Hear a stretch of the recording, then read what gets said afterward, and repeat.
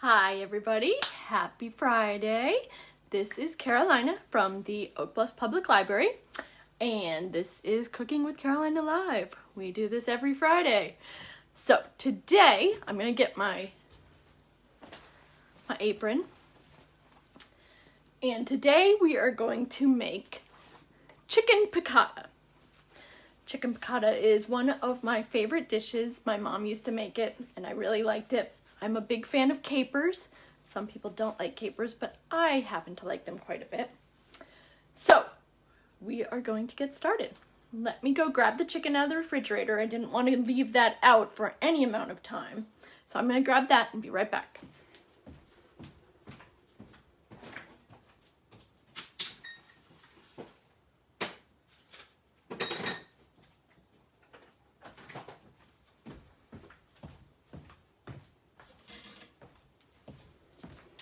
Alrighty, so here we have our chicken, and with this chicken, it's chicken breasts, boneless.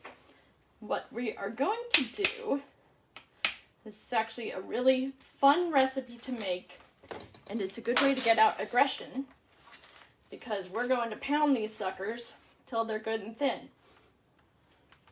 Now I have just washed my hands, and we have 2 chicken breasts here. I'm going to grab my pounding stick.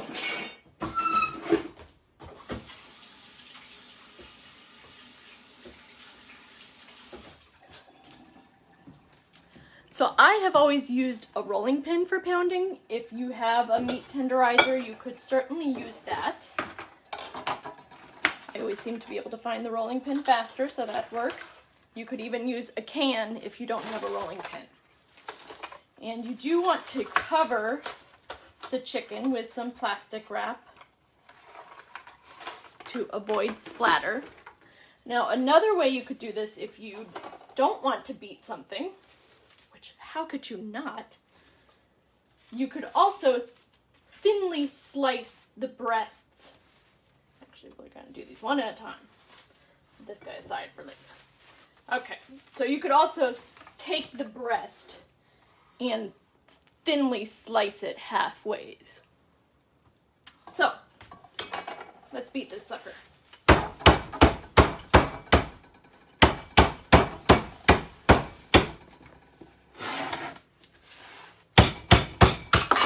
Whoa! Watch out for casualties. You might have to adjust the plastic wrap while you're banging. And you do want to get it pretty good and thin. And be sure to have a good grip on your tool. Take that, coronavirus! Stupid stay-at-home orders. Okay. That looks pretty good. Try to get a nice even pound.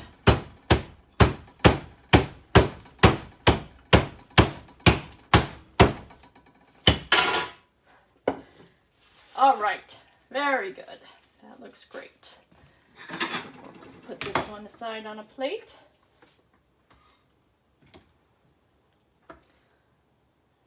And do our other one. And you can certainly reuse the plastic wrap unless you pounded it so vigorously that you got a hole in it. All right.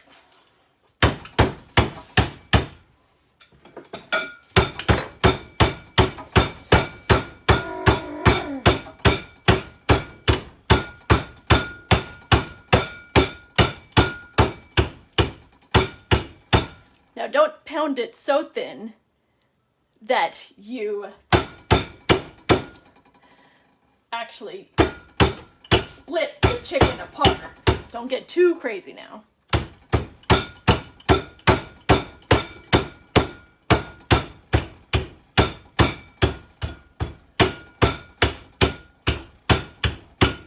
And try to pound both or all the breasts that you're using to a similar thickness so they all cook evenly. And then peel that one off. Put it to the side there. Get rid of your contaminated cutting board.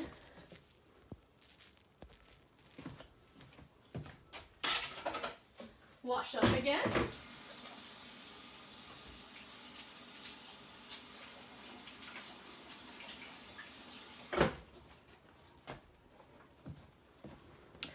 There's always a lot of washing involved in cooking, so it's nice to have a faucet where you don't have to turn the handles to get it on. A touchless would be great, or just the lift up also is very handy because you don't have to touch it with your contaminated hands. All right, so now we are going to make our dredge. And I will get out a new cutting board. And we're going to do 1/2 cup of flour.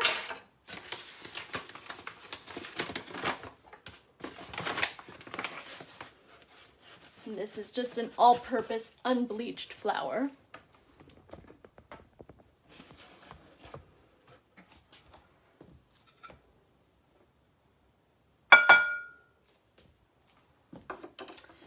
And we're going to zest a lemon.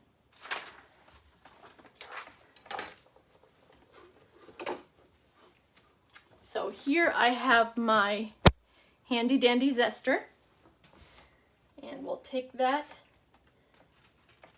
and just zest the exterior of the lemon here. It's best for your lemon not to be too soft to zest. It does make it harder if it's, this one's kind of smushy. Ooh, and juicy. Ah, it's squirting on me. Goodness gracious.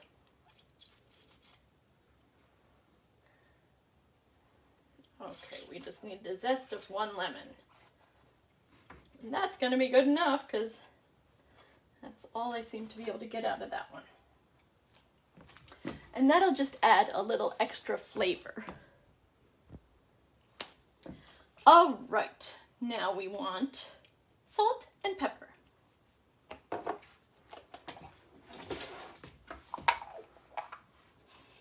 So just a healthy pinch.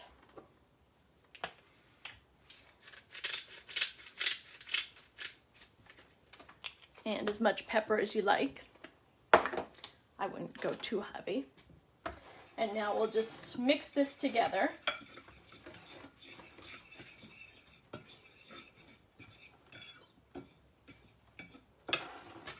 It turned into such a gorgeous day here on Martha's Vineyard. It's about 70 degrees here in West Tisbury.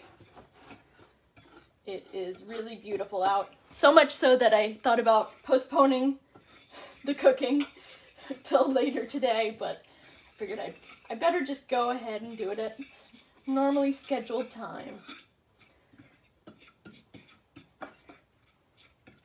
And luckily it doesn't get dark till like 8 now, so there's plenty of time afterwards. Okay, so now we want to take our olive oil and we'll start heating this up in our pan.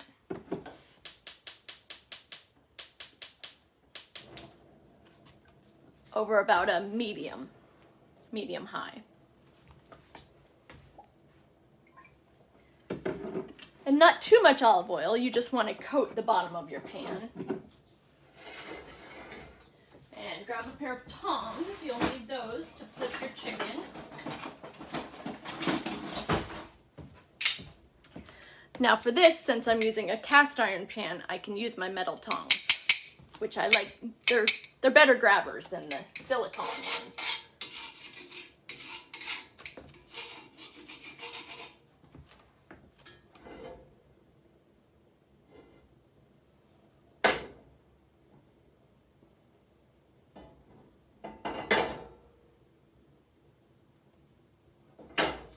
Now, a cast iron pan does take a little longer to heat up than just a regular non-stick pan. So give that a little time to heat up before you put your ingredients in. And while we're waiting for it to heat up, we can just start preparing. We actually will be using the flour again. And let's see what else. We'll need butter for our roux. And then we have our chicken broth. We'll be juicing this lemon. We could go ahead and do that while we wait. So I have this nifty juicing tool that I like to use. We'll go ahead and cut our lemon in half.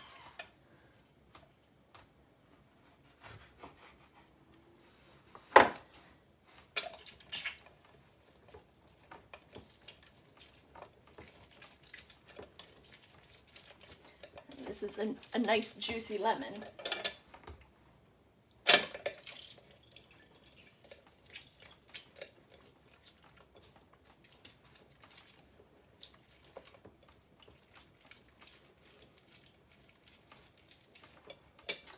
Alrighty. So now our pan should be getting pretty hot. Good enough. So let's move on over to the stove.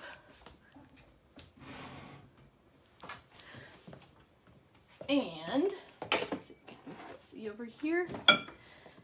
There's our dredge and our pounded chicken. Oh yeah, that's hot.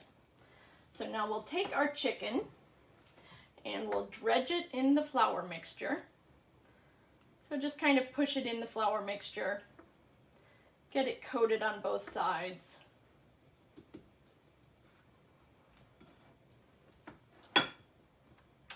And since these are so large when they're pounded out, we're going to cook them one at a time.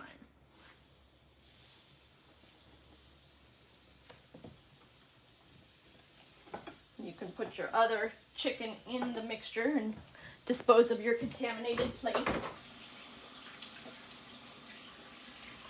Wash the hands.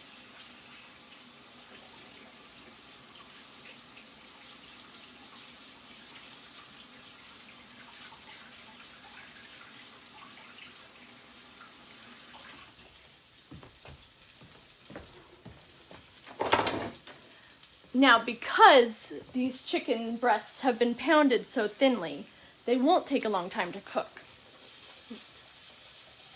I put a bird bath right outside my kitchen window, so when I'm doing dishes or cooking, I can see the birds taking a bath. It's really cute. I love it. It makes me happy.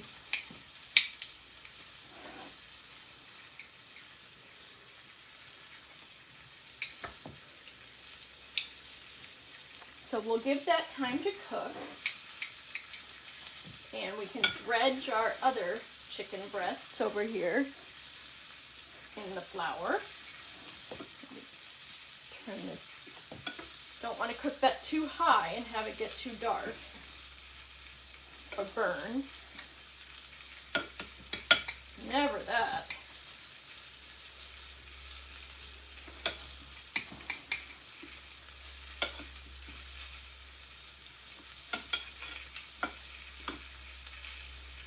Another way that you could do the dredging is to put the flour mixture into a Ziploc bag, like a gallon Ziploc bag, and then you can shake the chicken in that. I like to do a lot of marinades that way. It's a good way to get a nice even coating.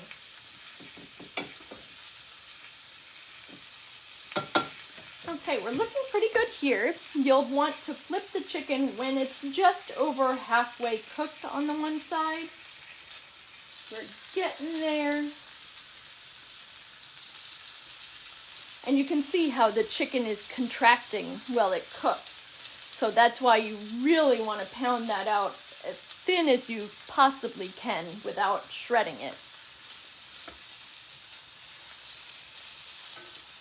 You might have some little bits that you need to flip earlier. Now by putting the dredge on it, it does create this sort of little crispy coating. That's just lovely. All right.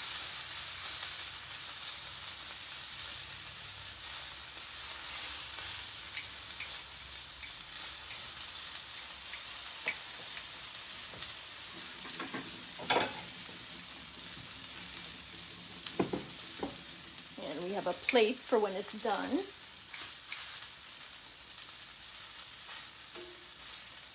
I think we can take out this little nibble.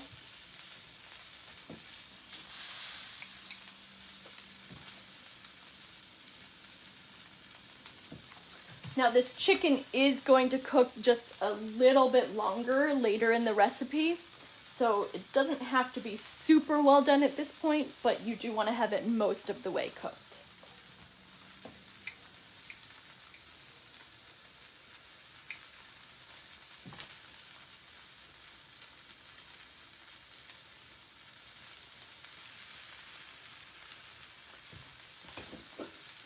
So while we're waiting for that, we can move back over here and we can start getting our other items ready. So we're going to be using about a cup of chicken broth. Actually, so we'll go ahead and measure out our cup.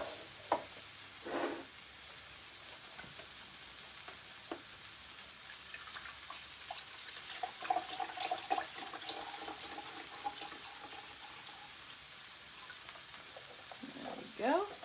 And we will also want 1.5 tablespoons of flour. That will just get our measurement ready. Okay, I think we're good over here with this chicken. We'll pull this guy out, put him on the plate, and then put our other one in the same pan.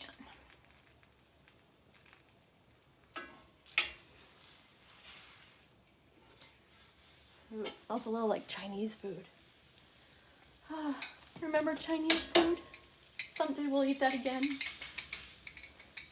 Off-island Chinese food.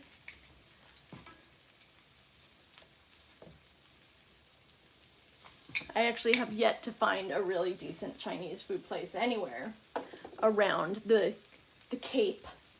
If anybody has any recommendations, I would love to hear them. So now we have our other chicken going on there. We have our things ready for our roux.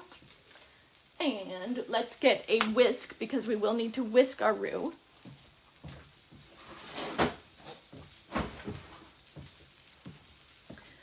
Again here, because I am using cast iron, I can use my metal whisk.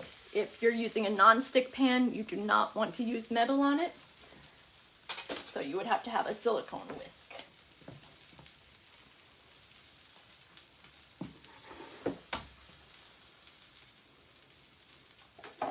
Let's see here. We will also need, you can see, oh, you can't see yet, wine is in this recipe. So we're going to need 1/2 cup of wine. On down the line. You could take a swig of it if you want. That's my cooking wine though, not my drinking wine. And then we'll want 3 tablespoons of capers drained.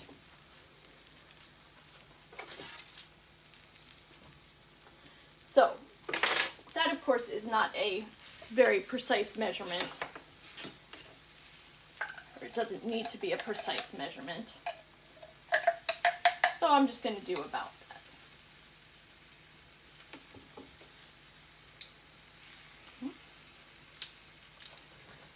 Check on the chicken, it's looking good. I think it's about time to flip it.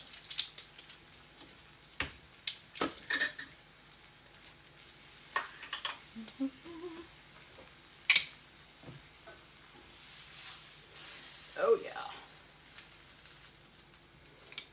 All right.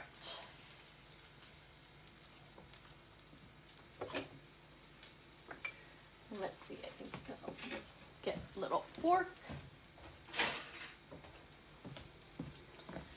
Capers.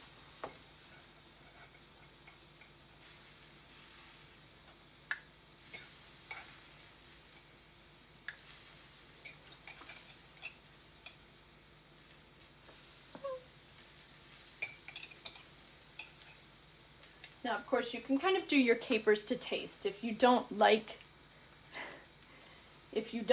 a lot of capers, don't use as many, or if you really like capers, like I do, use more.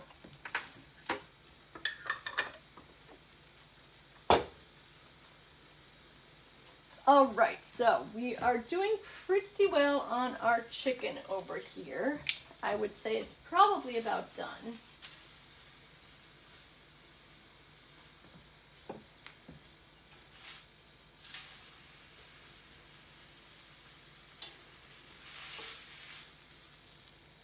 Yes, it is definitely done.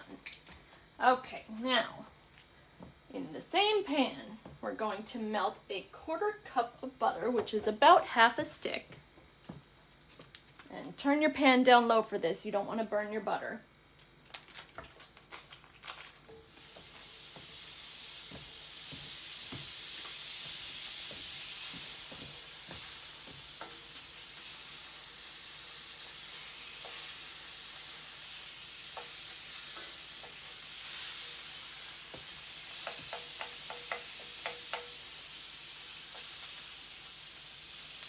And then we're going to take that tablespoon and a half of flour. And we don't want to add this all at once.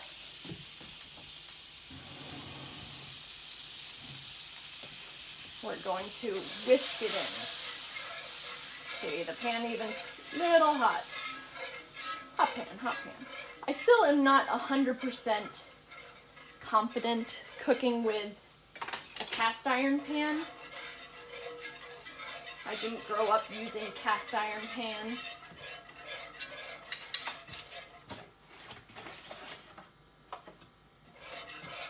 And when you're cooking a roux, it's just like when you're making gravy at Thanksgiving. You don't want lumps.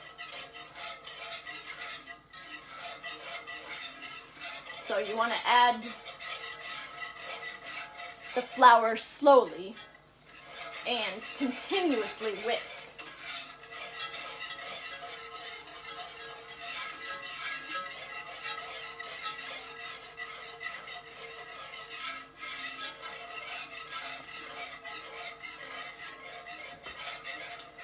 So you might need to use a little more than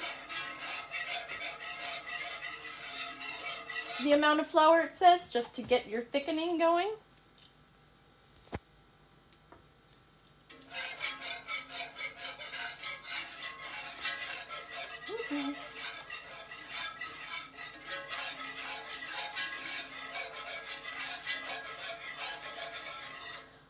That's a dark roux if I ever saw one.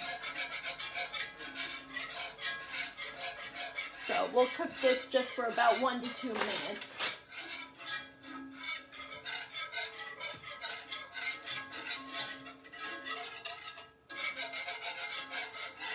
You can also see here that this pan is uneven. So it looks a little higher in the middle. That makes it a little more difficult to whisk in that flour. If I had my druthers, I'd probably have used a different pan. Next time.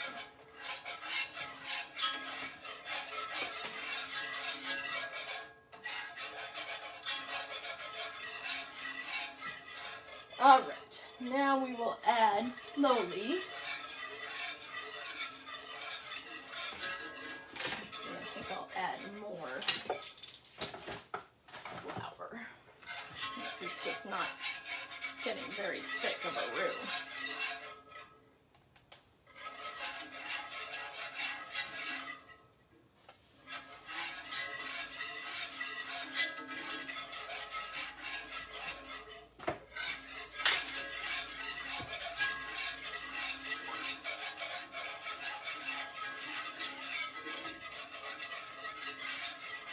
Okay, now we will slowly, woohoo, hot pan, whisk in. I actually have this pan on low. So we are whisking in the chicken stock.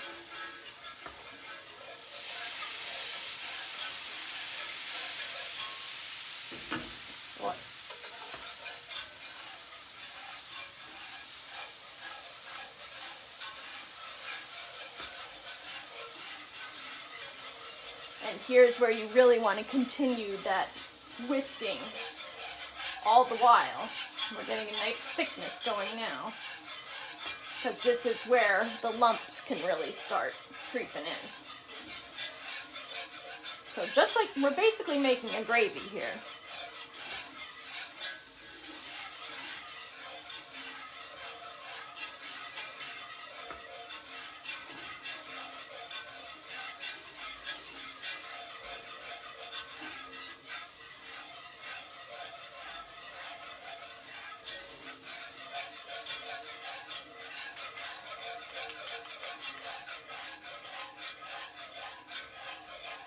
All right, so there is all of our chicken broth. Then we're going to want to add, keep stirring, add our ½ cup of wine.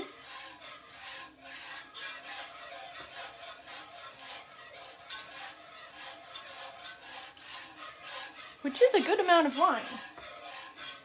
I don't think I usually add that much to my recipes, but hey, that's what it says, that's what we'll do. Okay, so keep whisking that in.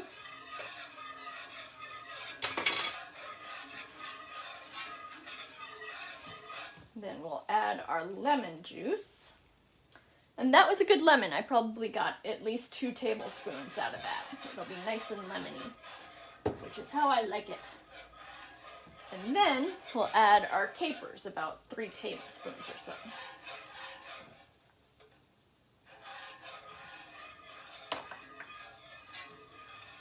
So we'll simmer this about 3 minutes, stirring occasionally.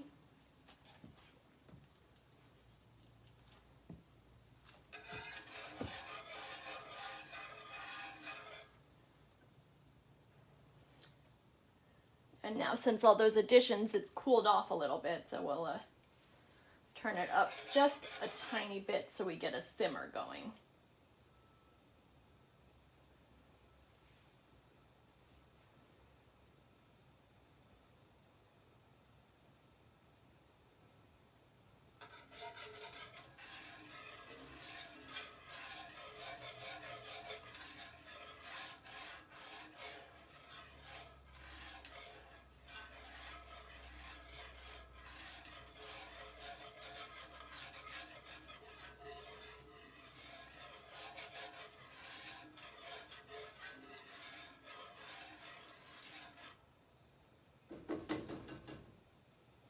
So you can see just a little bubbling. That's a nice simmer. Maybe you can see. Yeah, you can see.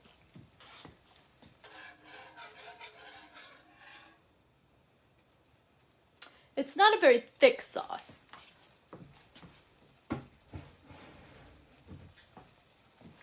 It does have just a little thickness to it, and as it cooks, it'll thicken up just a little more also.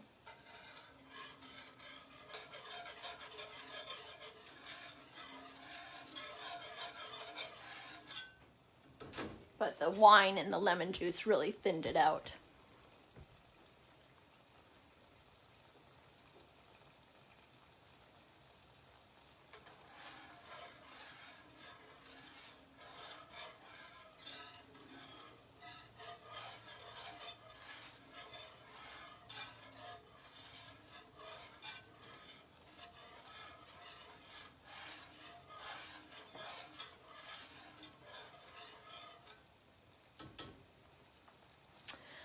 I will let you know this program is sponsored by the Library Friends of Oak Bluffs. I used to do this program every month in the library when the library was still open.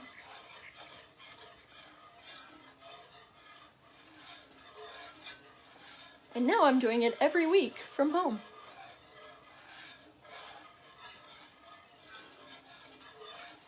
And probably will be for this foreseeable future. Is how things are looking. I'll need to come up with some new recipe ideas.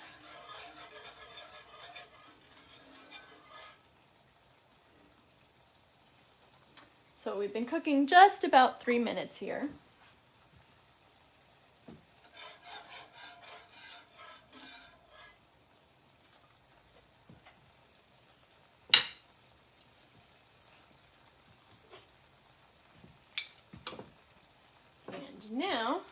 going to add our chicken back in.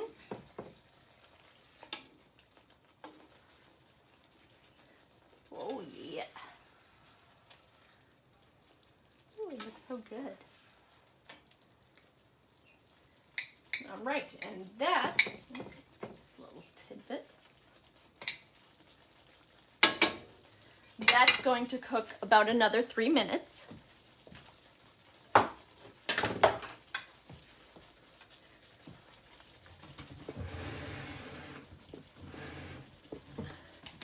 And while that's cooking, we can go ahead and chop up a little parsley, just about 2 tablespoons.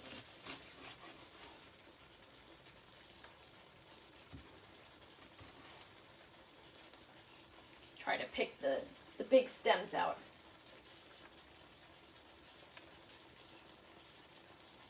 Unless that doesn't bother you. I could go either way. I'm not too persnickety about it.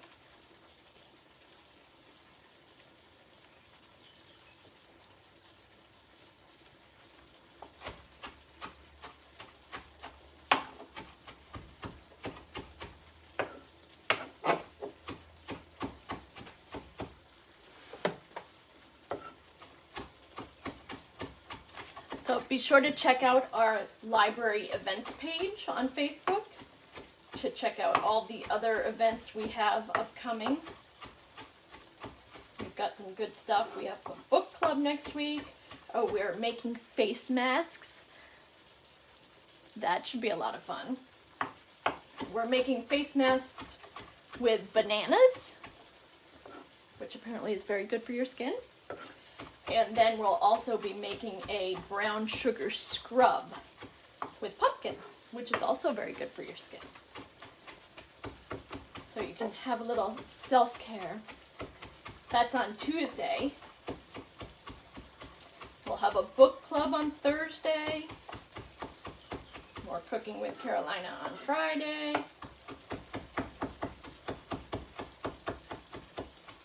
All kinds of good stuff.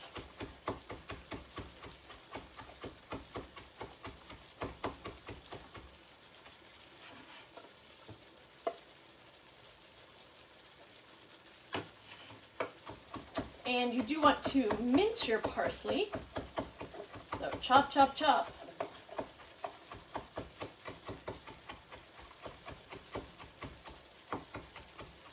Not a lot of chopping involved in this recipe though.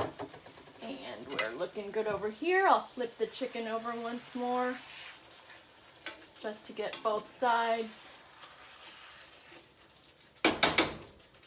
evenly coated. And we can put in the parsley. And actually, I'm just going to go ahead and turn it off because it's done cooking. And use our chicken to stir in the parsley.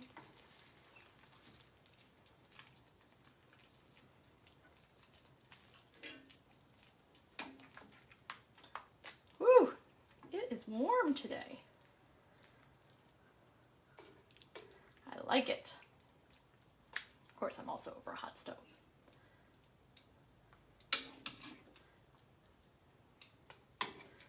All right, so there you have it. Now this, I believe I will serve over a nice bed, probably of linguine, maybe of angel hair, but I think probably linguine. You need a little something more substantial, but still thin. And there we are. We have chicken piccata. So have a good evening, and thank you for joining me, and see you next Friday. Bye.